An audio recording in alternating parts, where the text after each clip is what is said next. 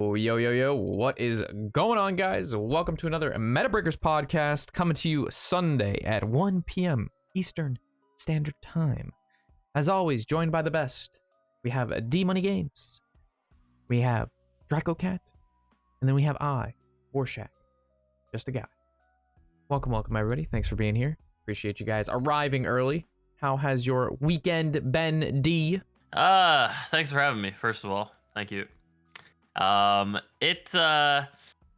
played in the Master Store this weekend, and I invested about 16 hours into those matches to get $0 because I couldn't win one last match. So, it's just been one of those weekends, you know. That was really depressing, but viewership's been really nice after the Master Store because nobody's streaming. Like everyone was like watching the Master Store or participating in it, so that was like the perfect time to stream, especially at like midnight till like 7 a.m. That was like the sweet spot because I was literally like the only one streaming standards. So I got all the viewers. It was pretty sweet. It made me feel a little better about how horrible the MT went for me. And, was that last night? 2 nights ago. But I also streamed a bit late last night too, and it was still good. How many viewers did you have the 2 nights ago? I was at like 300 for like the whole stream. Fantastic. It's very good. It was awesome. Yeah. Thank you. Draco Cat, how you doing over there? What's up, guys? Doing good. So typically my wife and I don't celebrate Valentine's Day, but we celebrate like when we like met in February. So we did that this morning, and we went out and got like this like really fancy brunch, and it was pretty lit. And then other than that, I've been having a good weekend, just kind of like grazing, watching the Masters Tour while I'm awake, chilling out, playing a lot of TFT, really enjoying the new set, despite that also being somewhat drama oriented in that game scene as well. But I've been doing good, man. Excited to play some of like the Kazaku-san Demon Hunters on Monday, tomorrow. That should be fun. But, dude, I played some Kazaku-san Demon Hunter Quest Demon Hunter last night, and like I was planning on playing different decks throughout the night, but I just played that deck for 5 hours straight, and I had so much fun, bro. It was This is good news. Okay. It's a very good time. I mean, I went like completely even after the whole night. And like the deck is like not like the greatest, but I'm okay with that. Yeah, it is so fun, bro. Fun. I think you'll love it. D-Money saying he's having fun playing a Hearthstone deck. What is this? I know, it's so weird. What is this? I've never heard. Kazaku-san is it's actually fun, man. It's such a fiesta, but like this mini set did increase the fun levels of the game for sure. I think I was just like so desperate for like anything at this point, like to like grasp onto that. It's just like, okay, we got Kazaku-san. I'll take it. I like it. I mean, we hyped him up the week before, right? Like we hyped him pretty hard. So did we say that we actually thought he was gonna be good? I did. I know for a fact I said he was gonna be good. It was I feel very like hard I definitely to thought tell. he'd be good in Druid. Yeah, Druid is definitely a standout there. But we can talk about that in a little bit here. What do we got here? What do we got with this this meta? What is this? So this meta, we got Hunter, Shaman, Druid, Warrior, Paladin, and Rogue all above that 50% win rate mark, with the below averages being Warlock at the absolute very bottom, which I don't understand that at all. Like I have no idea. Demon Hunter, Priest, and Maged. So I don't know how Warlock is so low. How is that even possible? Quest Warlock is still like one of the best decks in the game. Quest Warlock is pretty strong, but I don't think it's really the best. I mean, Owl Warlock is very, very strong too. So like Owl Warlock is probably one of the best decks, and a lot of people did bring it to the Master Store, performed very well. I feel like it's just people, I guess, just don't know how to play it optimally or suboptimally even. I don't know. I guess when we break into the top 1K, maybe we see something else. You know what I mean? Because this is about like all ranks, right? So this is, from best players to what would be the absolute worst players in the game. But looking at the top, is that going to be like Face Hunter, Quest Hunter, mix of both? Like, You're not gonna believe this. yeah. I'm looking at the Oh. data right now, Rob. Mhm. Like Quest Hand Warlock is not performing good. In top 1K, it's under 50%, and it gets better the worse the lower the rank. So Oh. like, yeah. wow. So So it's got the Pirate it Warrior drops treatment. off.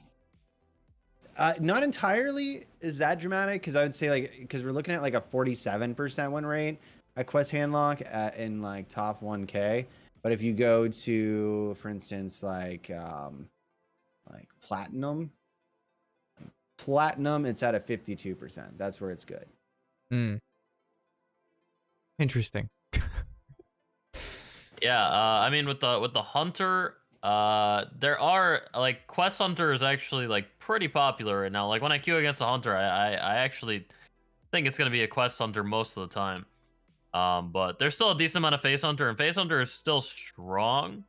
But like there's so many powerful control decks right now that it's actually really hard for aggro decks to really get wins. Like unless they queue into exactly like Kazakusan Druid, it's they're in a rough spot, man. I should know. I brought all aggro decks to the MT, and I suffered greatly. Jesus.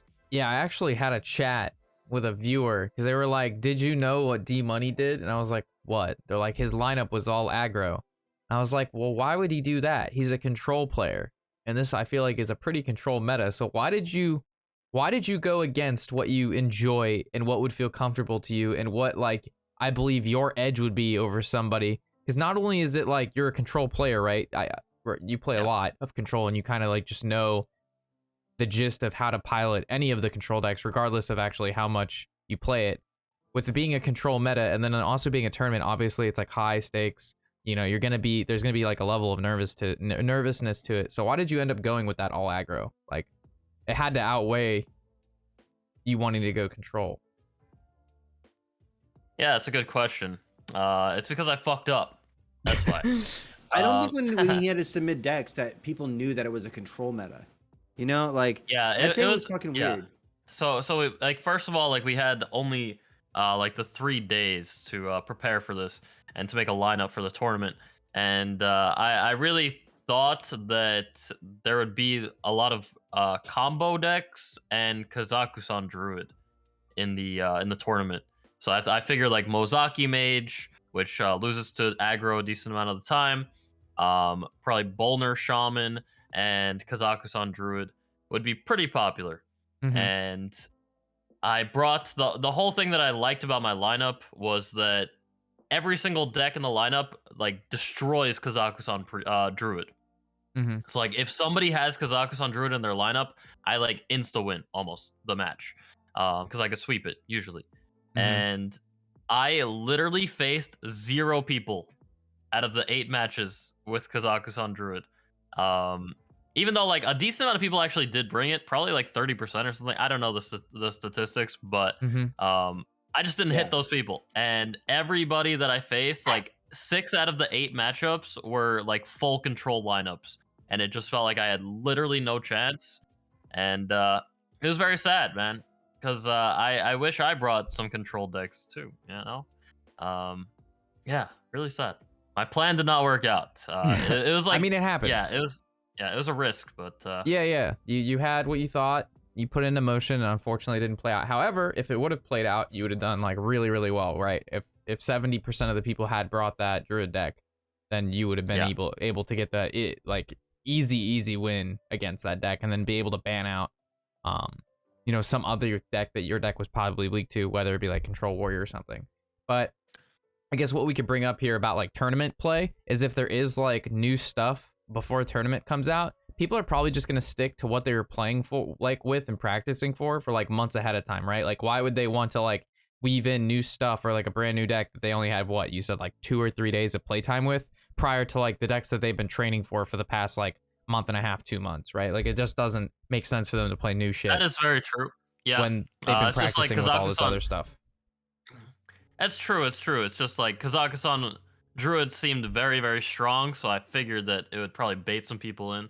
Yeah, Uh, yeah. You're I totally yeah. agree with that. Like I don't mean to weirdly like stick up for Dan here, but I was thinking about like the day that Master Tour submissions were due, and I was looking at the decks that everyone was playing and streaming, and like I felt it out a little bit myself, of course, and I was just like, man, I have no clue what the People are gonna real bring. OP deck is right here. I Yeah. did notice that everyone wanted to play that Druid deck, so like kind of like doubling down on that instinct that like, oh shit, like everyone likes this Druid deck and is discovering that it is actually good. Maybe I should make a lineup that targets that. Like sometimes like that's like one of those high risk reward things to go with a lineup. So I think it was good that you chose a bold route for the way you were going to build your lineup, especially because it kind of matched what you were practicing for Masters tours at the time anyway. So but yeah, it's unfortunate that just wasn't the the risk didn't pay off, Yeah, I mean, it definitely could have paid off. I just really got very unlucky matchups. Like every single matchup, it was just so bad. But like I was in a call with like my teammates, McBanterface, Gamer RBG, and Dreadeye, and like they were getting matchups that I wanted like a decent amount of the time, and I was just like, another unwinnable matchup, another unwinnable matchup here. Yeah, they're it getting was. like Muzaki mages and Yep. Kazakhstan Druids. Kazakusan Druid and like eh. yeah. Yeah. But I mean, hey, I still got 3 match wins. I almost got a 4th one, which is better than a lot of people in the tournament. A lot of really good players. So I'm still happy about it overall. Like I feel like I played very well, and that's all you can do. Just didn't bring a good lineup, and got punished for it. So I probably had Yeah. like the worst lineup in the MT. Not even joking. Well, I wasn't trying to put you like in a hot seat or anything. I just wanted to know like why you brought it, what you thought, and then like you know what I mean. Like I wasn't saying That's a that good what you did question, was wrong or anything. I just as a non-tournament player, these are the like things to think about and stuff that normally people like either don't or like if you're thinking about being a competitive player and you happen to be in chat, these are also like just generally good things to think about and go over. Looking at top 1K here, let's see if anything stands out. That seemingly the overall ranks did not show us. We have Beast Druid at the top and Aggro Shadow Priest, followed by Burn Shaman, Poison Rogue, Spell Druid, and a Conjurer Druid, Aggro Druid, Buff Paladin, Charge Warrior, Control Warrior, Face Hunter. So Hunter was at the very top, but looking at like the top 1K, this like Hunter's like pretty low on tier 2. So that's a lot of Druid decks. Yes, we have how many? We have 4 Druid decks in a 1, 2, 3, 4, 5, 6, 7. 7 decks at the top here, and then Druid is 4 of the 7. That is a lot of Druid decks. A lot of Druid. Yeah, we have somebody in chat saying that they must be playing Beast Druid wrong because at the top there. And I did bring Beast Druid to the tournament, and I brought Aggro Shadow Priest, which is out there as well. And like usually aggressive decks are like the easiest decks to play in the game. But right now, I think aggro decks are like very difficult to scrape wins with. Like I'm not even joking. Like after this weekend, especially, like it's actually a lot of thinking to weave in every point of damage and get there in a lot of these matchups. Or I mean, of course, you could just queue into Kazakusan Druid and just win for free. But and that's probably what most of these stats are showing, because there is a lot of Kazakusan Druid in the meta right now. So if you play an aggro deck against it, it's really easy. But like playing like Beast Druid, especially Beast Druid is actually so complex. You have to space out your threats so much and really conserve all your resources for like these arbor ups, composting turns. Like it's actually quite difficult. So aggro is the new 5-head, yes. That's what I never thought I'd say it, but yeah. Interesting take. It is. Yeah, you're right. It's so much more challenging now. And now you're right. There's just a lot of difference when you play aggro versus control. That like it's definitely different than when, like I played aggro Demon Hunter last year or something. Totally different. Totally different. It actually takes skill now. Yes. Thank you. It's drastically changed. vast amounts. It's a Yeah. sea Yes. of No, difference. look, the whole reason, one of like the big reasons why I'm saying this is because there's so many very strong control tools in the game. Like that's like you're playing around like these overpowered control tools. Like you have Warlock that has like 4 or like 6 board clears in their deck, like Owl Warlock. Like it's you have to really manage your resources and manage that damage a lot differently. So it's Playing any deck that has to play against board against Owl Warlock feels like that, dude. Like Yeah. any deck that has to play minions sure. against Owl Warlock, it's not just aggro, right? It's like Death Rattle, Demon Hunter, Ping Mage, like every single thing you try to like stick anything against like Owl Warlock, it feels like calculus because they can just clear anything. But I Yes. agree. The control tools are ridiculous. You Yeah. know, like Yeah, there's a lot of playing great. around them is hard. Yeah. What was it? Jay Alexander was having a good conversation in chat about like the decks that don't run minions or depend on minions to win the game. Like feel really good right now. So you look at stuff that's like up here at the top that involves absolutely 0 minions, and we have Burn Shaman, which again like has some minions, but it's not necessarily dependent on getting them into play. You have Poison Rogue, which literally doesn't play any minion besides Guild Trader, which it just kills you with at that time. You have Spell Druid, which is again almost completely spells that revolve around creating minions, buffing minions, or making treasures. There's Anaconda Druid, which again has only 1 or 2 minions revolving around comboing into a giant, unstoppable, unkillable board that time, or that turn. So like, as we can see here, this does not look like a very minion-centric board battling meta. Whether that be because there were so many, high caliber, just control AoE cards, the lifesteal's too much, there's too many stall mechanics with freezes, there's a ton of things that like, I'm sure will boil down into like why it doesn't feel very good right now to play minions. It's just, and aggro decks, of course, whether it be aggro priest or aggro hunter, face hunter, like there's a certain level at the beginning of the game where minions is how you win. And then once you get to that later stage, you can sometimes close out with spells. But ideally, you need those early game minions to do something for you, to whether it be chip damage or to snowball. And that just doesn't seem to be a very super viable strategy. And if it is, a lot of the games you play feel like shit because like they just blow you out, right? So thought it was an interesting topic. Yeah, I mean, there's a agree few with board-based decks, but yes, a lot of they're like big, like successful decks right now. I mean, Mozaki Mage as well that we don't see on this list, but is still very strong. Of course, does not really play any minions besides Mozaki. Is that The Spell multicaster. Druid? Yeah, that's true. Is Spell Druid in there? Is that Kazakusan Druid? Yeah. So Okay, what they're referring to as Spell Druid is basically like old Token Druid, but they just play Kuzaku-san in there. Gotcha. So they have like Glowflies, they have Arbor Ups, they have the new like Scales of Onyxia card. It literally is just Token Druid, but then instead of like late game Yogg, it's late game Kazaku-san. There's definitely some like board-based decks that are very like powerful right now. However, McBanterface actually reached #1 legend with Quest Rogue, like yesterday or 2 days ago. It's But kind of a board-based deck. yes, Yeah. it is. It is. And kind of. the thing Not is, entirely. the SI7 Smuggler is actually getting changed on Tuesday. It's getting nerfed or fixed. So right now, the SI7 Smuggler, which is the new 3-drop, it does count itself when it summons the random minion, and that is actually confirmed a bug because it doesn't work the same as the 4-drop that gets the buff when you play it. So they're gonna be fixing that on Tuesday, and that's probably going to make the deck not good enough. Dude, 'Cause that is it was like- ridiculous, yeah. man. I love how they're like fixing the inconsistencies now that like make like one fringe deck that's like not that good, just not good enough to be played. I mean, it got to #1 legend though.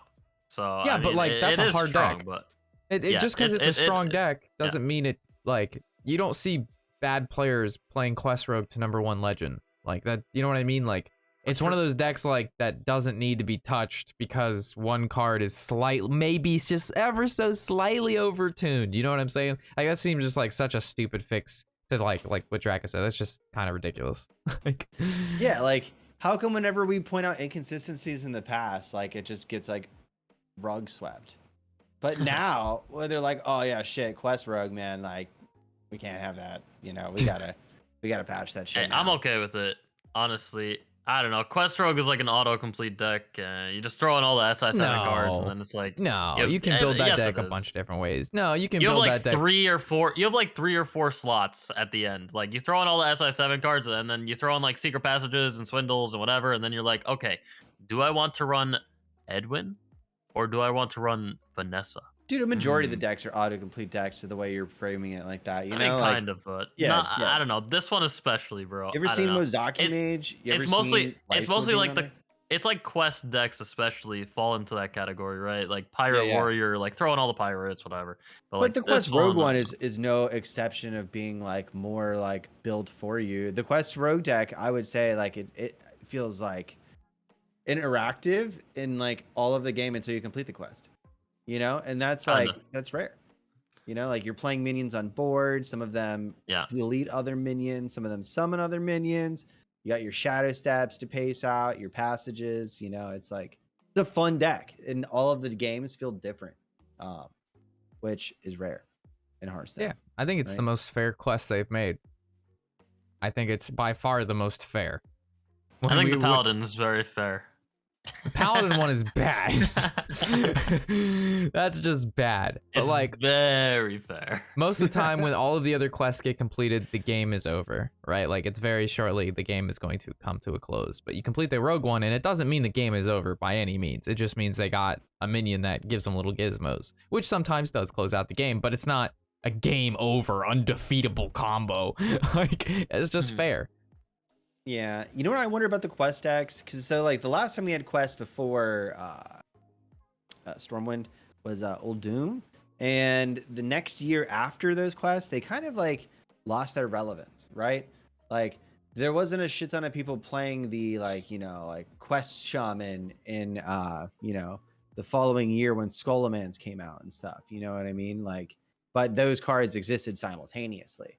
So I wonder if that's going to be kind of the case for the next rotation year, where like come like second set down 2022, or what is it, 2021? What the fuck is the year? Oh no, 2022. Yeah, yeah, you know what I mean, like second set 2022. I wonder if like they're going to make cards that are more powerful than the quest, because if they don't, it's gonna be like really sad. I have an easy answer for this. What? I wonder.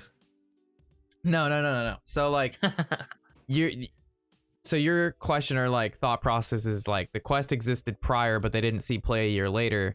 Well, these quests they fall into the same category, right? Well, like these quests will be in the meta, but like depending or not whether they'll see play is, I think, entirely dependent on how much the support they get. So if you want, like if Quest Pirate Warrior gets more great pirates, then it's probably going to stick around, right? So all they have to do is, if they don't want these quests to continue as being super high power level, you just don't print any fucking crazy pirate cards for Warrior, and then you won't see a shit ton of Pirate Warrior. You know what I mean? It's solely dependent on how much support they give the quests to get them to their completion.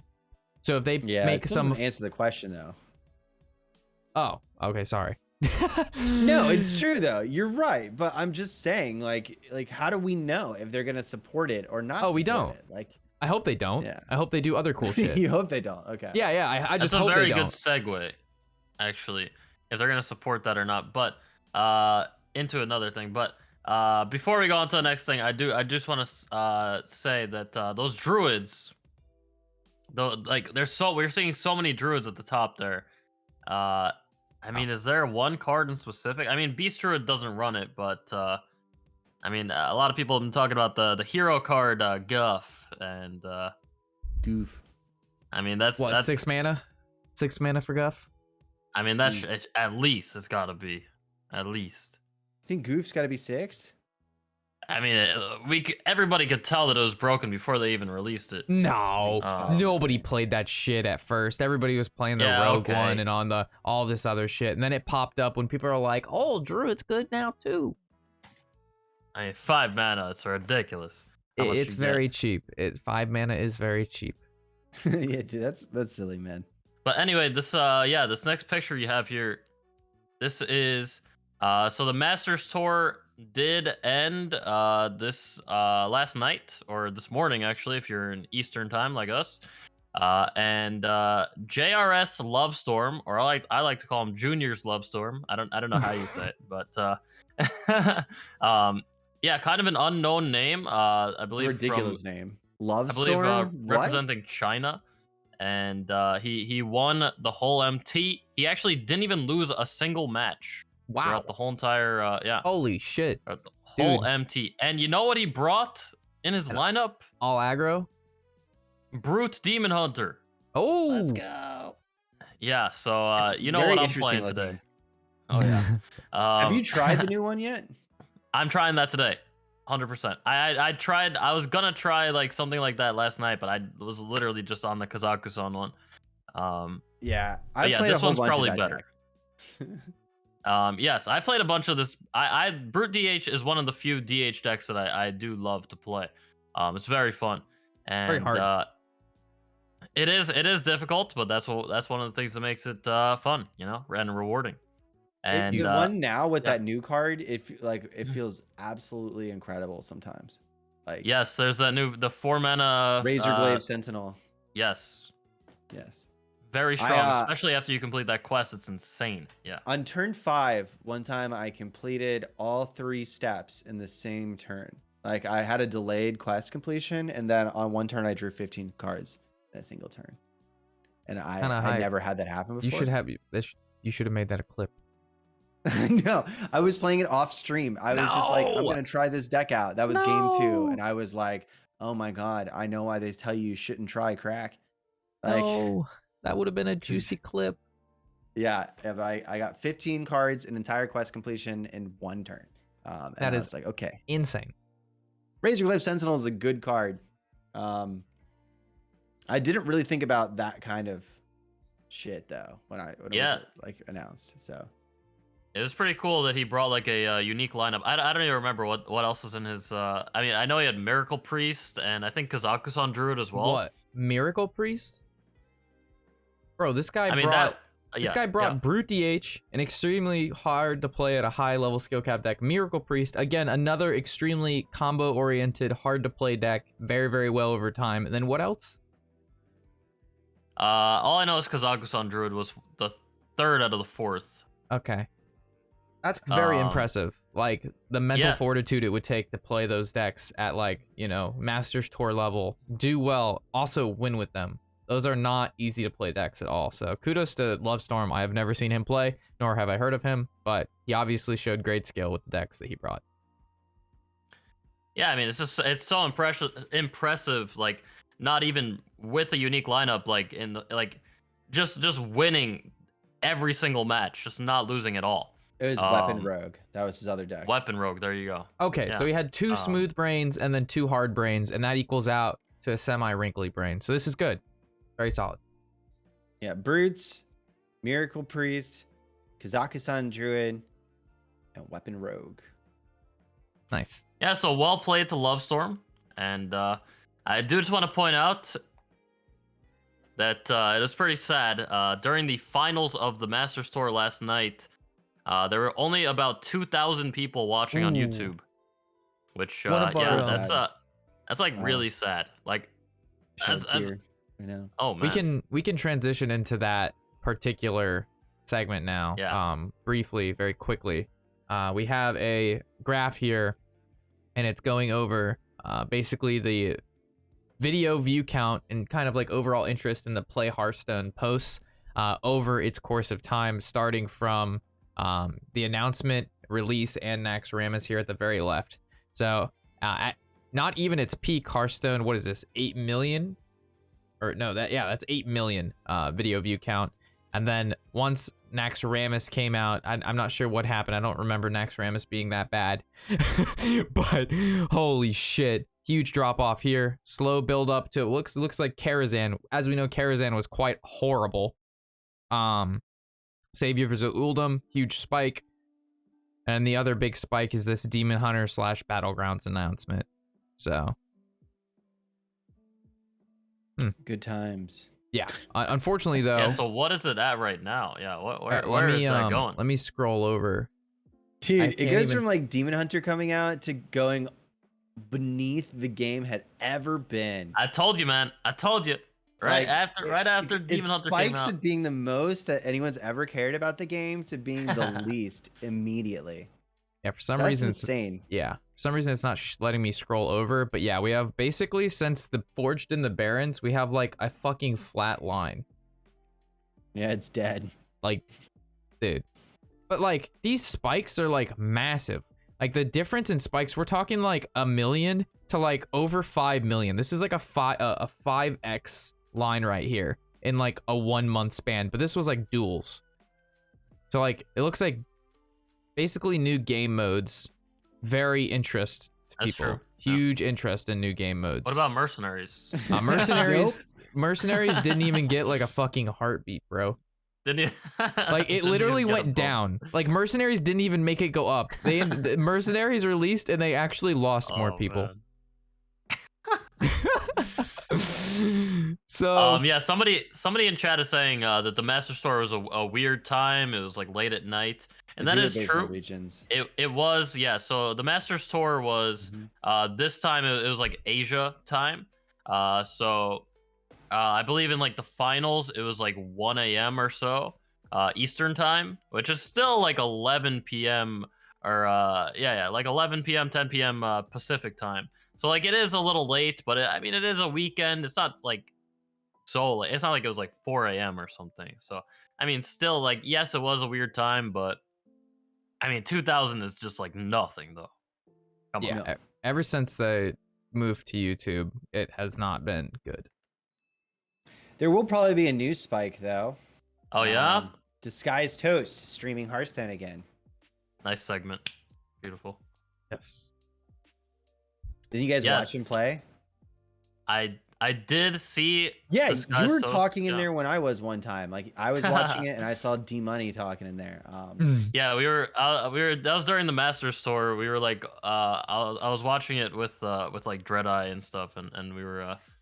Dreadeye was like commenting. He was like trying to like tell him how to play, Mozaki Mage, and yeah, the first I see Disguised Toast playing Hearthstone again. I'm like, wow, that's pretty cool, and he's playing Mozaki Mage. That's the first deck that he plays, and I was like, oh, okay.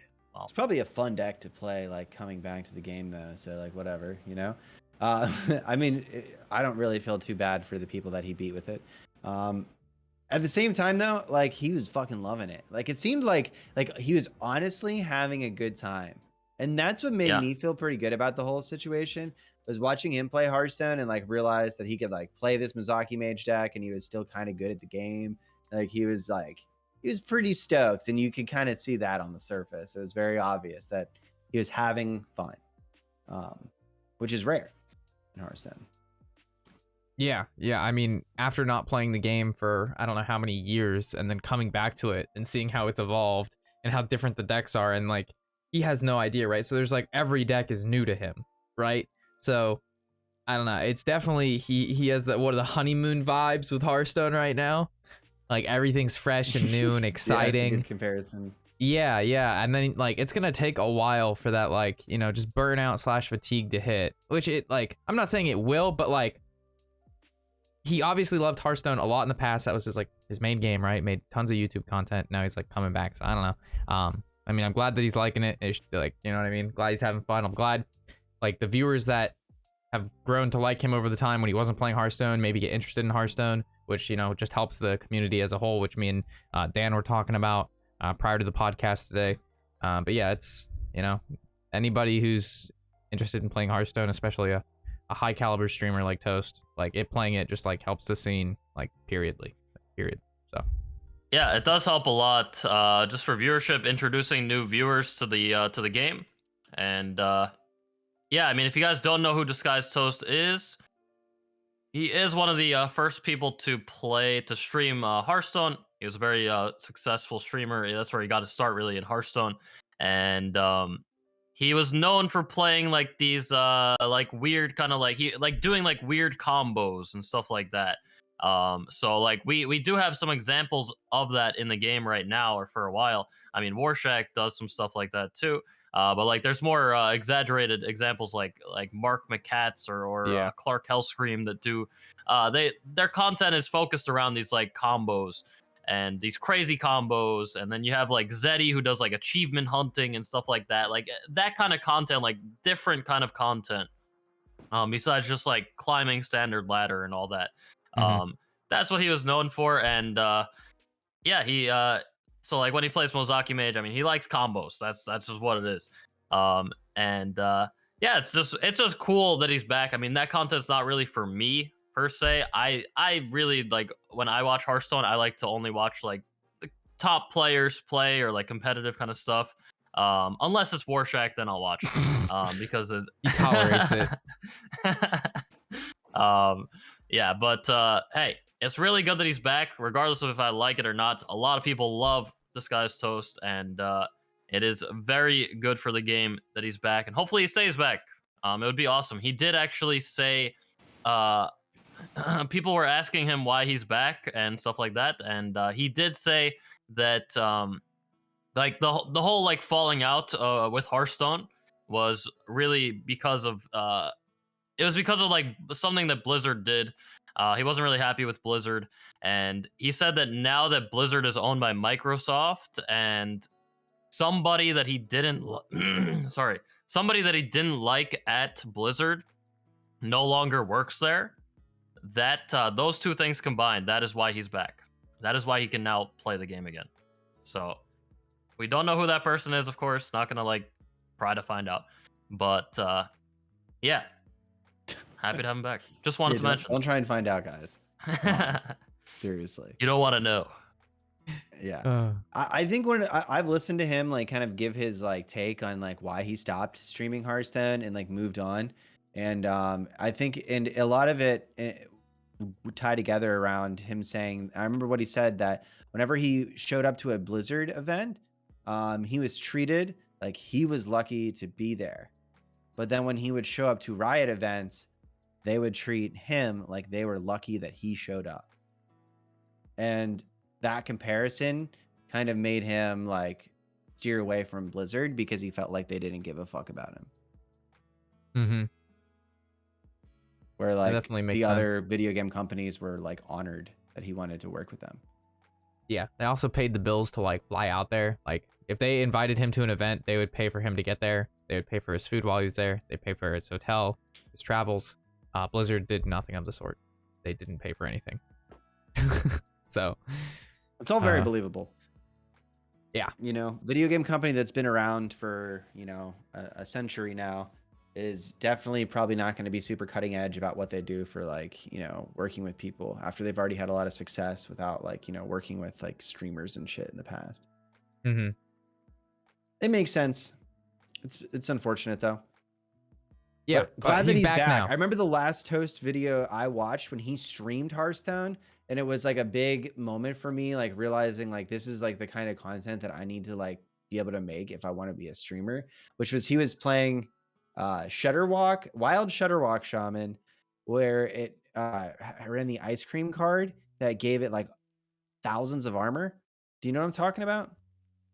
There was a Shutterwalk combo that would gain like 100 armor when you would play it. So he just kept doing it over and over and over again and developing like thousands of armor against some guy who wouldn't concede. And then he was reading Romeo and Juliet from the different perspectives and doing the voices for the characters while he was just playing Shutterwalk over and over and over again to like getting thousands of armor.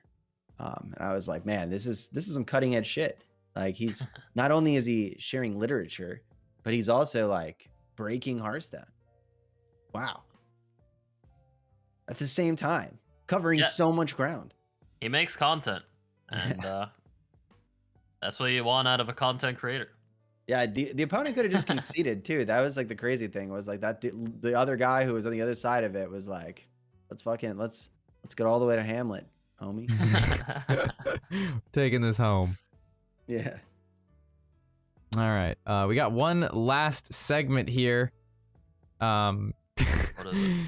It's about the Grand Eye And it says, friendly reminder that they printed this card in Dark Moon Fair, then proceeded to not print a single totem card in any expansion or mini set during its time in Standard. So they printed this legendary Murloc totem, or legendary Shaman totem card, and then they proceeded to give it absolutely zero support through its entire life cycle in Standard. Because as we know, Dark Moon Fair is rotating upon the next expansion release, which will happen in about a month and a half, 2 months. And it's just very sad that the totem never really got any action, man. Like, it was such a like, they couldn't just save it for when like Totem Shaman could be a thing, you know what I mean? Like there's probably a time in Hearthstone's history where this, you know, could have been like a tier 3 deck. But you know, I'm gonna play devil's advocate here, okay? Because someone's got to do it. But it was printed in a time period where there was other totem support cards, right? And this was the last of the totem support package. So this was supposed to tie it like all together. That happens with like everything. Like with Pure Paladin, they came out with the 7/5 in a mini set. Like what's her name? Like the Lifesteal Rush. Yeah. Chick, and that was the last like Pure Paladin card that came out. And like you could say like since that card was printed, there was no support for it in its entire existence. I think about that every day, actually. You know what I'm saying though? Like all I'm saying is like this was like the end of Totem Shaman support, because there was already like the Totem Golem and Totemic Reflections, and then like the other card that buffed totems for 0 mana. You know what I mean? Like those cards all existed in the game when this card came out. And Totem Shaman was like a shitty aggro deck that you could play and maybe win sometimes, you know? But it was just at the end of the totem printage. I suppose. That's my take. Yeah, I guess. And I think we're okay with it. Yeah. Because yeah. I feel like they were gauging how much people enjoyed playing against these totem decks, and they probably decided that we don't really. This is a great this. example of how perspective can farm you likes on the internet, because this is the most liked Reddit post on Reddit. Like if you look up like most liked things for the week, this is like right up at the top, which has been a shit ton almost of people 4K. saw this. Yeah. If people saw this, they lolled, they laughed, they're like, wow, Hearthstone developers fucking suck. Like, what, they printed a Totem Shaman card and nothing else. And then you think about the fact, like, okay, like something's got to be the last printed card of a synergy. And this was a mini set card. And there was a shit ton of totem stuff ahead of time. Like that happens every single time there's a synergy printed in the game. But yeah, as long as you change the perspective, you can get 1 million likes on Reddit. Yeah, but like, why wouldn't they have made this like, they printed beforehand? Like they printed a legendary slotted card as the last support tool. Like I feel like that's just a waste of not only a legendary, but like timing on the card too. You know what I mean? Like, because it only weaves into Totem Shaman, right? So they could have printed like maybe another card that supports Totem Shaman, but also else could be played, or like replace this legendary with some other legendary and had this come out sooner. I don't know. I know what you're saying. Yeah, I just feels like a waste of a legendary. Granted, like they could have printed it at like any other time. I mean, we would all be saying different things if it had like one more health on it or something, you know? Like, Shaman is known for wasted legendaries, right? Yeah. So that is true. It fits the class identity very well. Yeah, I think you're right. All right. Well, do we want to move into like 1 or 2 Q&As and then wrap it up? Sure. Yeah. Ask questions, guys. I honestly want to say that we could do this shit for like all of the fucking Hunter legendaries. You know what I mean? Like we could be like, they printed, you know, what's the doctor with the poison cards, and then he was never good. You know? Professor like, Slate, but nah, there's so many Hunter cards that like all the Hunter legendary cards are trash, and they got support when they came out, and then it never saw any play, and it never got better. Like that's like the story of every Hunter legendary. I think the card's amazing. I mean, Slate is actually played in Quest Hunter, but yeah, maybe you're talking about Putricide or something, or like an old one, or I don't know. Just pick a Hunter legendary, dude.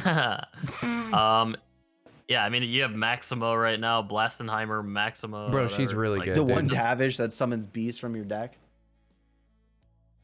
Yeah, I can Oh something. God, yeah, that guy's bad. Holy shit.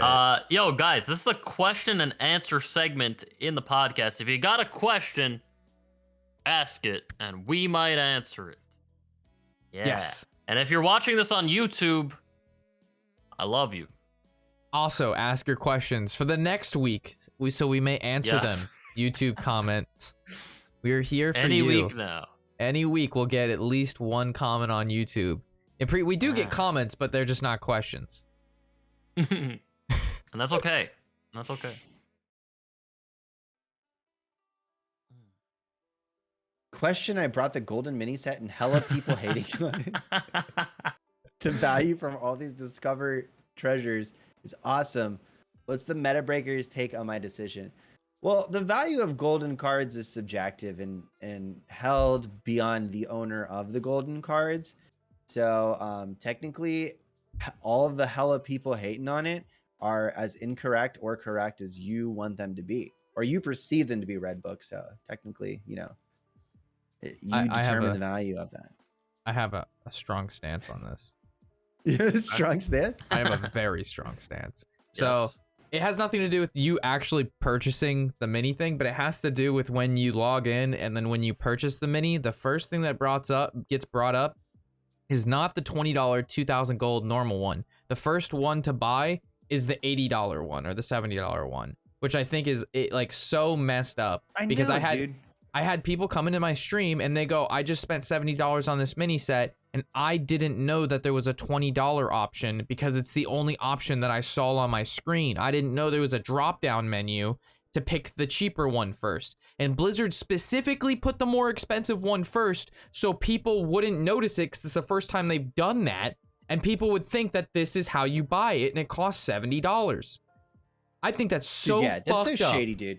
I thought that was so fucked up. They definitely should have. I mean, of course, the marketing thing to put it first, but like those people so definitely fucked up. shouldn't have. They should have questioned it at least before spending $70. That's a lot of money.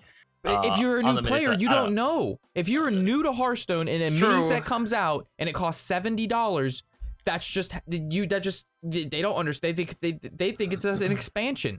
People don't even understand the difference between a full expansion and mini sets. They have no difference. They have no idea the I'm difference. with Rob here. I think it's fucked up. Like, at least try and make it look like you're not a dickhead company. Like, don't try and swindle people into spending money on the wrong thing. Yeah. Let people that want the golden shit seek it out. Like, are you kidding? Like, every other video game that exists, when they come out with packages, they rarely present them to you in a buy the most expensive shit first way.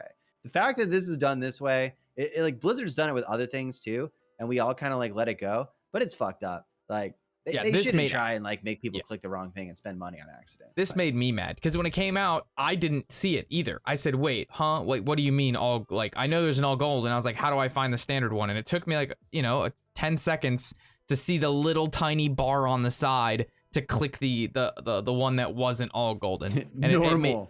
And it just made me so mad. Click normal. Because then I had viewers come in there like, dude, I didn't know and I bought the wrong one. Is there any way I can return it? And I'm like, absolutely, submit a ticket. So. Well, I have to say, Red Book, people are hating on your mini set purchase there, your golden mini set purchase. I think they're just jealous that you got all those shiny cards, man. And I'm also hating on it too, because you could have, how many subs you could have gifted to my channel, Red Book? God damn. Did you get the golden mini set, Dan? Because I did not.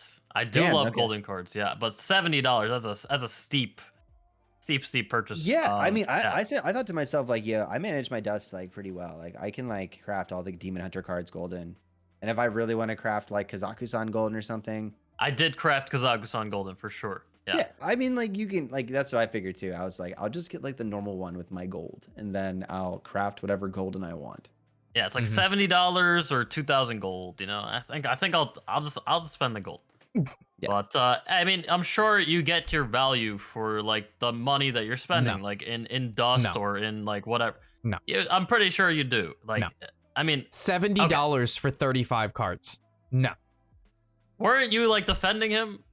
Or weren't you defending this purchase? No, the 2,000 gold is fine. I'm saying $70 for a mini set in Hearthstone is ridiculous. It's a lot, but yes. I feel like people can whale as much as they want though. Simultaneously, Yeah, if you can afford, I don't Totally. care. if you can afford $70, you can spend $70 on a Hearthstone mini set to have all golden cards, and it doesn't impact your financials at all. Like that's just extra money that you have. You can spend. You don't think twice about it. It's something you want, and like it doesn't affect your daily activities or weekly activities. Then fine. Like that's your money. In fact, that seems like a Chad thing to do if you're successful enough to not give a fuck. You know, you're like, yeah, I spend my money on golden cards because I play a card game. Fuck you. I think for the majority of people who may not have that XX cash, $70 for golden Hearthstone cards that you could get for 2,000 gold, it seems like a complete and utter waste of money. But I mean, maybe this is like a next level purchase though, because the rotation's coming up, and maybe these cards are going to be like insane after the rotation. You know? We can't afford to pay for the electricity, but I have a golden Kazaku-san. Oh shit. We have a question here. Do you think Kazaku Scam will be hit by the nerf hammer? Probably not. Really? No, so I think they'll nerf it. No. I think they'll nerf individual treasures. Yes, that exactly. So the main problem right now with you can't point Locust in face or something. I don't know. The main problem with the Kuzaku stuff now is the fact that druids can get them out so early, right? Like you see them on turn 3, 4, 5, 6, whatever, like super early, right? And that's all because there's stuff like Guff, Bloom, Overgrowth. They have all of these like super great ramp cards. All those cards are leaving. Like upon their rotation, all of these like super powerful cheat mana cards are going away. So like once that happens, we won't see this card come out so early. So like by the time he gets played, you'll have had time to put together either armor, disrupt, like you'll have some like things that you can do to like actually stand a chance, rather than right now, you know, you get Locust on turn 5. Okay, well, that sucks, right? But I think once the rotation happens, like you're not going to get Locust until turn like 8 plus easily, right? So that's true. The rotation will definitely help with that.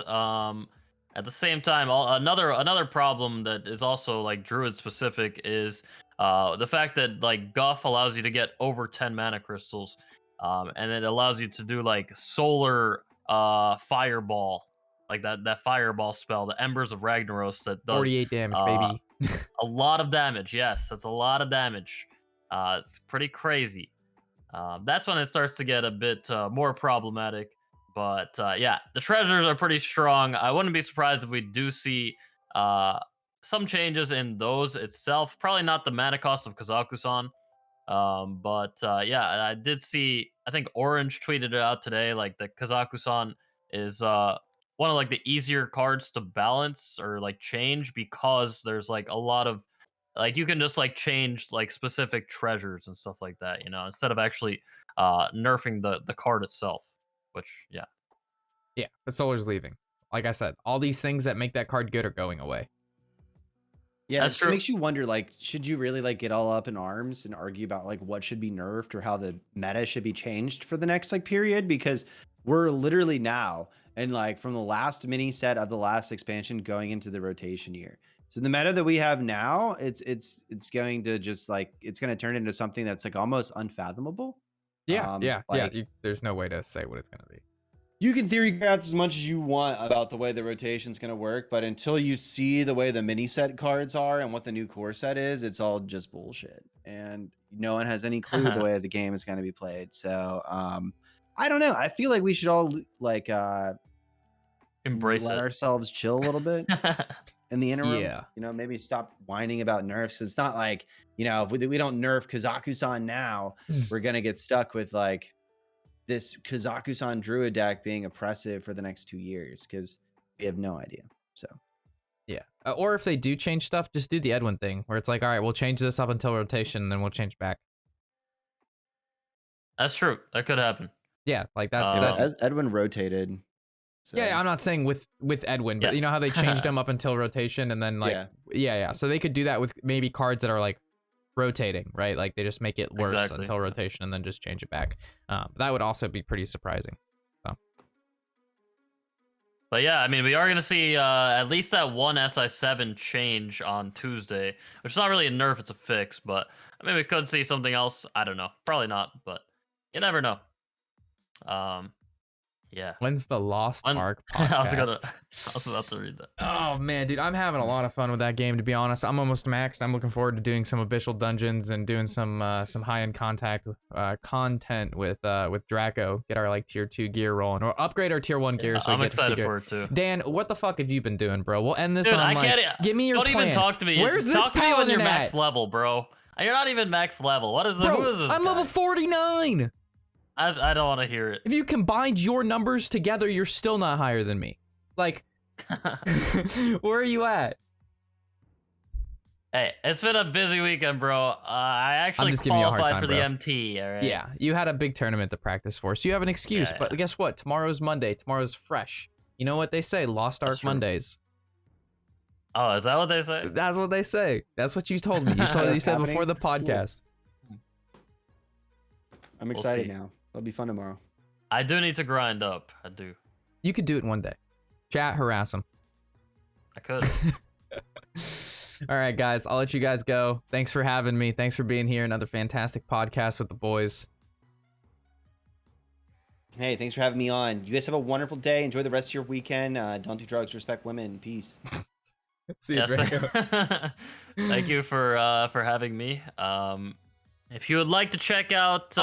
our podcast, people, you know. Hog. Oh no, there it is. There is D Money's channel, and there is Draco Cat's channel. So It's me. click on them. Yeah.